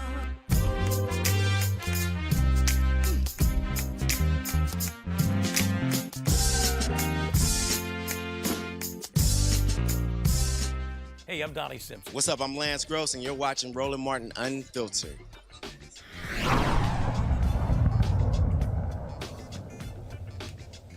Virginia, the state that has executed more people than any other in the country, has now abolished the death penalty. The bill was signed today into law by Governor Ralph Northam. Today, Virginia becomes the first southern state to end this practice. We join 22 other states in saying the government will not take a life. The government will no longer execute people. Now, make no mistake, if you commit the most serious of crimes, you will be punished. But Virginia can do that without continuing a system that gets it wrong even once, and a system that doesn't work the same for everyone who encounters it. Justice and punishment are not always the same thing. That is too clearly evident in 400 years of the death penalty in Virginia. So today, Virginia takes an important step forward. And again, I thank everyone who has worked so hard to change this law. Joining me now is Lieutenant Governor of Virginia, Justin Fairfax. Glad to have you back on Roland Martin Unfiltered. Thank you so much, Roland. Really honored to be back with you. This is a huge deal. It has been a long time coming for many people to be the first southern state to abolish the death penalty. And as the governor said there, if one person has been executed unfairly, that is one too many. That's absolutely right, Roland. It's a monumental and an historic day here in Virginia and in our nation. As you know, Virginia has a 400-year history, not only of being the place where the first enslaved Africans were forced to land here, and a racism that runs through that entire 4th-century history, but a 400-year history of the implementation of the death penalty. And Virginia has, in its history, killed via the death penalty more people than any other state in the nation, over 1,400. And so today, it's a new day in Virginia. It's a new day in the South. It's a new day in America. And we are now adhering to our highest values. We're pushing forward toward progress. We're getting rid of the racist vestiges of our past and of our criminal justice system. We know the racism runs very deep. And as you mentioned, and Governor Northam said, to have one person be killed that was innocent is beyond a travesty. And we are now out of the business of taking life here in Virginia. And it is important for us to stand up and to recognize this moment for what it really means. The thing that is always interesting is that so many pro-lifers talk about the sanctity of life, yet they are so blasé and uninterested when you've had black men and others who've been freed from death row after it was been proven that they did not commit the crimes. That right there should be enough for anyone to say, I cannot support the death penalty. That's absolutely right. And we know that there is a long history of a lack of due process, of innocent people who are accused, charged, convicted, and then ultimately exonerated and found not to have committed the crime, many of whom have been sent to their deaths, and others awaiting a death sentence around the country. And frankly, it is repugnant to who we are. It is not who we should aspire to be as Americans. And, you hit on one of the key issues, that there is a deep, deep racial and racist bias when it comes to the death penalty and other aspects of our criminal justice system. We see that African Americans are several times more likely to be killed via the death penalty. And also, we know that there have been many, many African Americans, particularly African American men, who have been exonerated, who sat on death row, and whose life, some of them, their lives have already been taken. Some were in the process of being taken. And if that doesn't send shivers down the spine of everyone and become a clarion call as to why we need to get rid of the death penalty everywhere in America, then I don't know what else will. And to that point, are you hopeful that this will spur other states to take a serious look at this? Illinois was one of the first that made it clear they were going to stop executing people. And again, every time we see one of these stories of a brother spending 20, 25, 30 years on death row, it's shocking. I'm from Texas, and I remember Clarence Brantley. I mean, he was literally within hours of being executed a couple of times, and was later determined that he did not kill the white cheerleader in Conroe, Texas. He was that close to being put to death, being murdered by the state. And that's what it is, being murdered by the state. Right.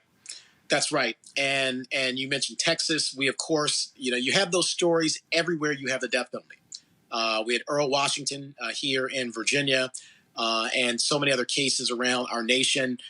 Roland, if we don't recognize and change that history, then we're simply all doomed to repeat it. I don't know how many cases we have to have of many different types of people, but particularly African American men, over and over and over again, being wrongfully charged, wrongfully convicted, in some cases, executed or placed near execution. I mean, how many times do we have to go through that story until we decide that it must be different this time? And in Virginia, that's really the statement that we are making, that it must be and it will be different for the next 400 years in Virginia. They will be very different than the last 400 years.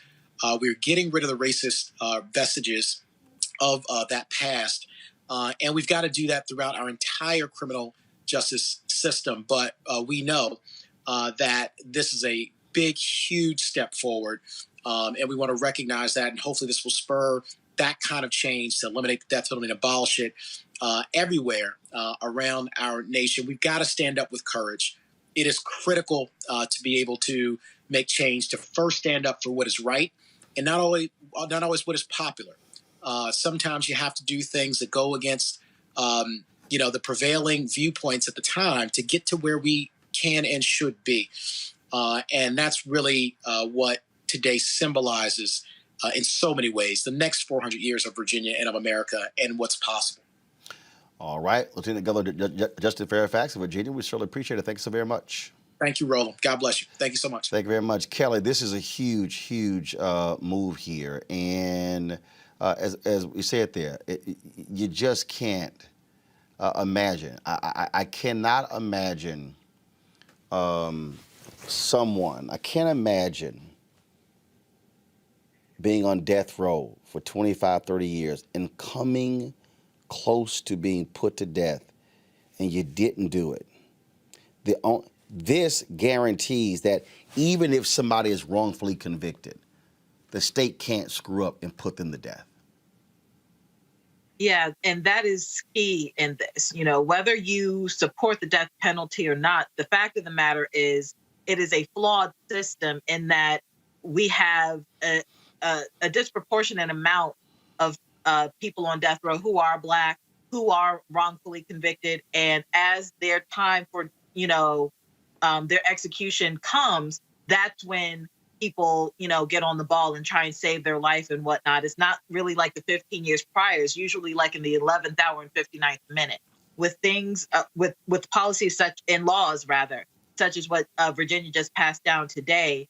Those situations, at least in that state, aren't going to happen. Lives will literally be saved. And it's something to be said that the state that housed the Confederate capital, the capital of the Confederacy, the antithesis of racism and the preservation of enslaved bodies in this country, that state is the state to abolish the death penalty. It needs to be said that other states that were not only in the Confederacy, but other states that still have the death penalty on the books also need to follow, because this isn't a matter of, eye for an eye. Until the policies are in place where everybody has a fair shot in making sure that those on death row actually deserve to be there, there doesn't need to be a death row, because otherwise it's just murder unnecessarily so at the hands of the state. Dee, a couple Saturdays ago was the 36th anniversary of my grandfather's passing. And I was 15. And that actually was the first major death that I experienced. And that actually kicked in this fear of death. And it led to panic attacks. It just consumed me. And it's something that has never left me. And I remark all the time to people, death is death. This ain't Lazarus. This is not dead, I can come back a year later. It's finality. Right. That's it. And so for people who act as if, we should fight these things and no. I hear people, no, you've got to take them out, condemn them. I think there are clear examples where an individual is absolutely guilty, where we see it, they've admitted it. I mean, absolutely. But when I've seen these, Texas and North Carolina, Louisiana and Virginia and Missouri, when I look at what the Innocence Project is doing, no reasonable person can say that the state should be putting people to death when we know for a fact that there have been people who have been convicted by juries that were racist, by DAs that removed black jurors, by DAs that withheld evidence, or just simply folk got it wrong based upon eyewitness testimony. I would rather have somebody fighting for their life in the appeals court than put to death where there's no chance of being exonerated. That's right. Because when like you said, when you're dead, you're dead. And so I just think, especially with the Innocence Project, we have seen so many people, cases be overturned because the DNA just did not match the crime. And so it's better to err on the side of caution. And we know that Black people have been charged and accused of many crimes that we have not done. And whether it is in the criminal justice system or whether it is just, downright the justice system of those who have been racist, they like to kill Black people, and sometimes without just cause and for, and at whim. So I would prefer, and I'm glad that Virginia is leading the South in abolishing the death penalty, because enough is enough. And for all of the people who are watching, for all of y'all who, Roland, why are you sitting here? You supporting them damn Democrats. They ain't done this, they ain't done that. I don't know why you always talking about voting.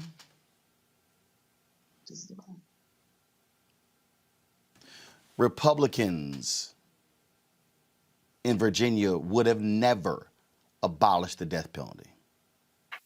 Republicans in Virginia would have never granted voting rights to the formerly incarcerated. So, and I've said this, I'm not a Democrat. I'm not a Republican. But I damn sure am smart enough to ask which of these two are more in line with where I stand on important issues. And if that means electing more Democrats to outlaw the death penalty, so be it.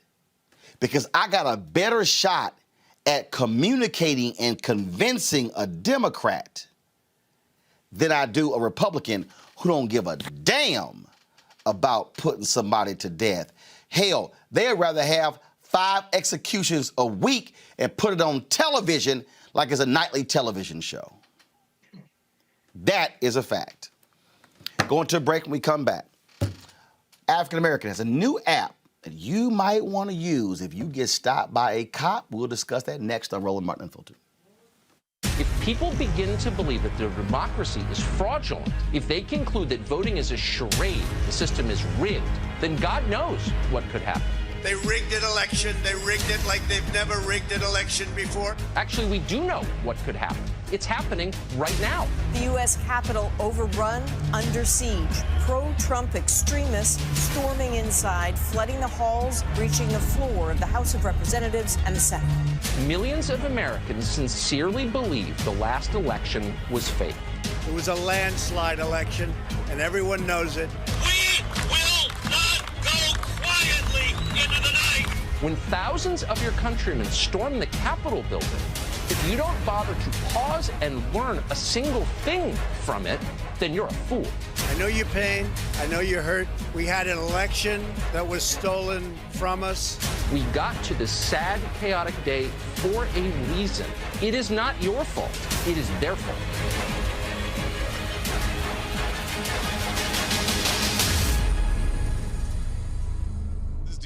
What's up, y'all? I'm Will Packer. I'm Chrisette Michelle. Hi, I'm Chaley Rose, and you're watching Roland Martin Unfiltered.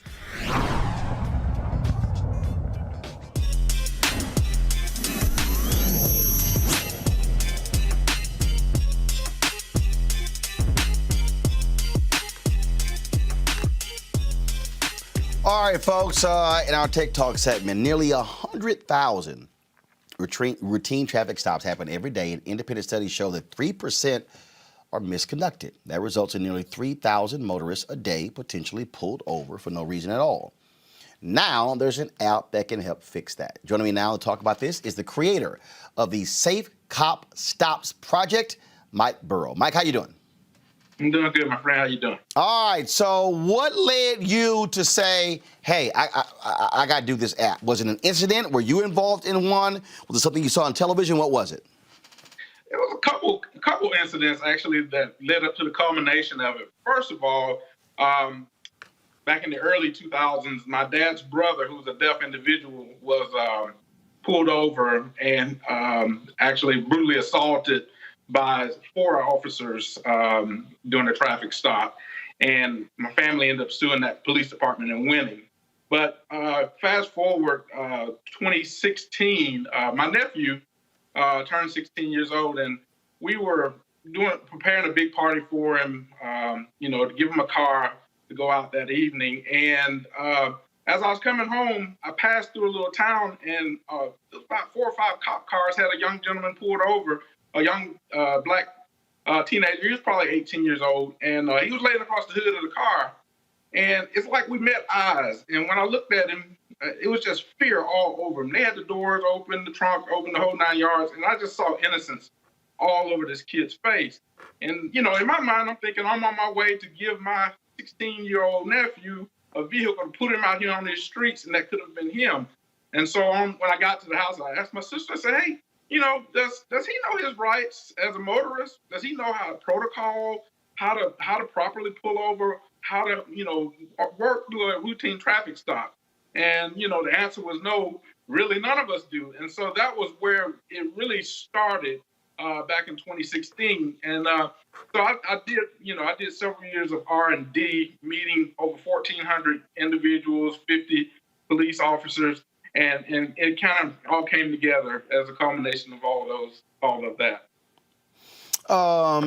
This obviously is critically important. So how does the app work? Take us through it. Well, it's voice activated. It's going to be on both platforms. So it'll be iOS and Android. iOS will be completely voice activated, and then Android version, it'll be voice activated, but you'll still have to push the SOS button. So it's voice activated. You'll say a code word. So officer hits his lights.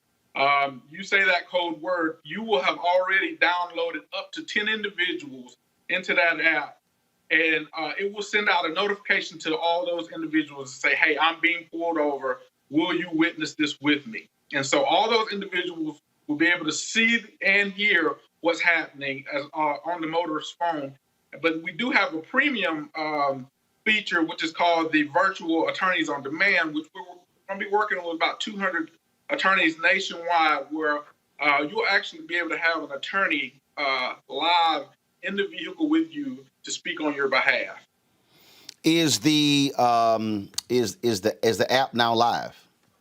It is not live. Our actual launch date is May 17th. The iOS version is actually live right now in the App Store, but it doesn't have all of the features downloaded. And so, the Android version will actually be in beta around the 19th of April. We're going to work a few kinks out of it, and then the actual launch nationally will be on May the 17th. Gotcha. And so it will, so you'll be able to, so if you get pulled over, you don't have to sit here. So what, do you just hit Siri? Is that how it works? Well, like I said, it's voice activated. So you'll be able to just say, when you download the app into your phone, you'll put in a code word. And so then you'll say Siri, and then that code word for iOS, and then for Android, you'll just you'll say the code word, and then it'll prompt you to hit the SOS button. Questions from our panel. Kelly, I'll start with you. How do you see this? Do you have any stats as to what could possibly happen if once this is implemented? Like, are there any stats regarding how this app could affect lives if it were in place today versus not? Like, how is this used in real life? Like right now within the hypothetical, how do you see this being used in every day? Well, like I said, it's been 4 years. One second. Not in the hypothetical. You're saying, Mike, that right now you can download it on iOS device, not Android, correct? That is correct. Right. So it's not hypothetical. It's now the app is live on iOS devices right now. I thought he said it was not live. My apologies. No, he said no, the app is live, but then by May they'll be fully ready on Android and iOS. Mike, go ahead. Yeah, that is correct. And so, so in terms of how we could use it in real life today, in the last several years, and all the research that I've done, several families. Matter of fact, I get emails and phone calls constantly saying, I'm ready for this. I've got a child off to school right now that has been summoned by an officer for no probable cause, and an app like yours would be, invaluable right now. And so there's a lot of anticipation for the app, like I said, but something with the, cutting edge technology that we're using in this app, it's taking a little time for development. D? Mm-hmm. So let me ask you a question. So does it have to be mounted anywhere, or is it just the aggravation of the voice saying Siri or whoever record this? That is how does this work? So even if your phone is in your purse or whatever, through the voice activation, it'll actually send out the notifications. So let's just say you can't get to the phone, at least it'll start recording the audio of it, and all of this information is actually recorded to a cloud. So, and it's untampered evidence. So if you need it in a court of law, we'll have that information so that it can be downloaded for you. Oh my goodness, this is cutting edge. This is awesome. Because, I bought cameras for all the cars for my husband, my sons, and my brother, because I was just so concerned about all these stops. But this will just, eliminate it all. I mean, this is awesome. Thank you so much. My pleasure. All right, then, Mike, we certainly appreciate it, man. Thank you so very much for joining us on today's Tech Talk segment. Thank you. Y'all have a good night. Folks, that is it for us today. If you want to, I'm going to say Crazy White People for tomorrow, so y'all look for that tomorrow. If you want to join our Bring the Funk fan club, Every dollar that you give goes to support this show, our staff, the ability for us to do the work that we do. Think about it, y'all. I got MSNBC on right now. And you know what? I've been watching Ari Melber's show, Joanne Reed's show, now Chris Hayes' show, and I didn't see the Maryland HBCU story. I didn't see the Virginia death penalty story. I certainly didn't see Mike's there as well. They did do voter suppression, but the bottom line, folks, this is why we do what we do. And that is, and I definitely didn't see them talking about white identity politics by Meghan McCain. So this is why you got to support this show.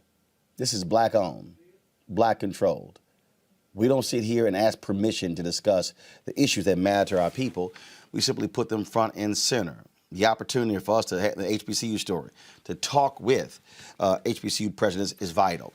Right now, I'm looking at, folks, we got hundreds on Facebook, more than 3,000 watching on YouTube right now. Folks, if you're getting a free ride, that's fine. But look, your dollars matter. And so our goal, we're asking up to 20,000 people or even more to contribute $50 a year to what we do. That's $4.19 a month, 13 cents a day. Join our Bring the Funk fan club. If you don't have that, I've had people who have given us $10. Literally, we're live on the show. People have given us more as well. And so please, I ask you go to Cash App, $RM Unfiltered, PayPal.me/R Martin Unfiltered, Venmo.com/RM Unfiltered. Zelle is Roland at RolandSMartin.com. You can also reach us, folks. You can also reach us at RolandMartinUnfiltered.com. You can send a money order to New Vision Media Inc., 1625 K Street Northwest, Suite 400, Washington, D.C., 2006. That's it for me. Folks, I will see you tomorrow. Thank you so very much, Mustafa, Kelly, and Dee, for being a part of our panel today. Y'all have a great one.